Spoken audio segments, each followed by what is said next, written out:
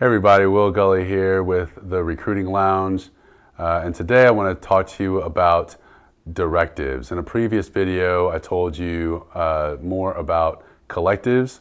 Collectives are more discussed nationally when it comes to NIL and the landscape there. Directives, not so much. And so today I want to talk to you a little bit more about directives and kind of give you a better understanding for what a directive is.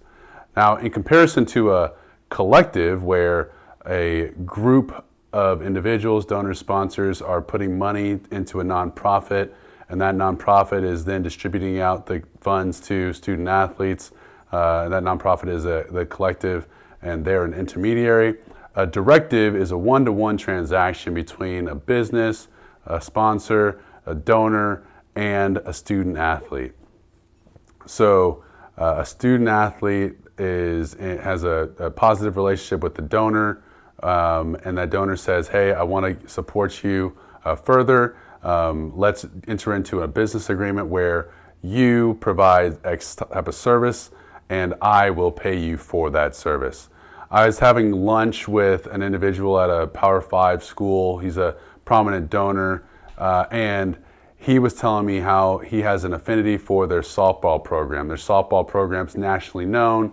He's won national championships, and he's gotten really close with the coaches and with the teams and gives philanthropically to the team already. And he said he's developed a relationship with one of their players, and he's got to know their story, and says that this person is on book scholarship. So not on a full ride scholarship, but a book scholarship. And he says, well, I want to more directly work with this student athlete and help support her while she's at this school. So goes the student athlete, says, hey, for X amount of dollars, I will pay you.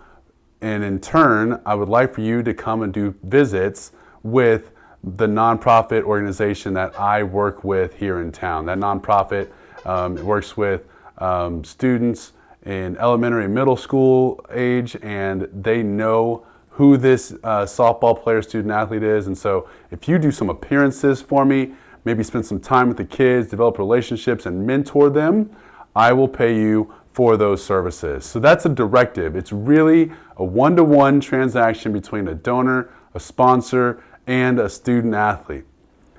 So the point here, though, for student athletes, when you get to your school, the point is when you have the opportunity to connect with donors, connect with business partners at that school, when you have that opportunity, be intentional about it. Make sure that you are prepared for those interactions.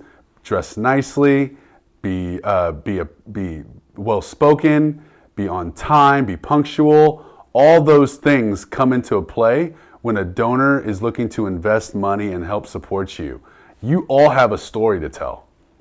All of you have more about you than just the sport that you play and the school that you go to. And the donors and the sponsors and the businesses want to be more integrated into the organization. They don't just want to donate money. They don't just want to pay for a banner ad. They don't want to pay for an ad on a video board. They want to get to know the student athletes that their dollars are supporting. So what you can do is when you're in those spaces and you have an opportunity, take advantage of it, and you'll be able to be more successful when it comes to developing relationships that will lead to NIL opportunities. With that, I'll leave you and just say thanks for listening. If you have any comments or questions, feel free to drop a line in the comments section. And as always, may your days be filled with moments of joy, grace, mercy, and love. Bye now.